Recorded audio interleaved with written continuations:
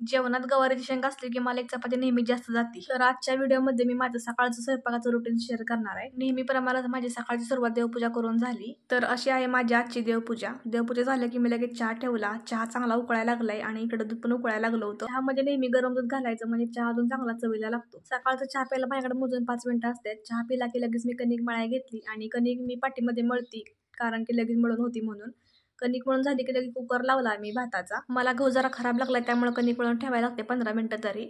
आता इकडं मी कढी करायची तयारी केल्या. काल उपवास होता, दही आणलं होतं आणि दही शिल्लक राहिलं होतं, मग त्याची कढी करायला घेतली मी आज. आता इथं दूध पण आले आमचं सकाळचं. आता मी कढीला फोडणी दिली कढीपत्ता आणि मिरचीची. तर आता इथं मी कढी तयार करून दाखवते तुम्हाला. तर कढी जरा घट्ट झाली बरं का. काल बुधवार होता आणि बाजारात मी गेली होती भाजी आणायला, तर मला कवळी गवारी दिसली म्हणून मी लगेच घेतली. तर गवारी 40 रुपयाला पावशेर होती, मी 20 रुपयाची आणली. गवारीची भाजी झाली की लगेच चपात्या करायला घेतल्या मी. तुम्हाला तर फायनल लुक दाखवते गवारीच्या भाजीचा.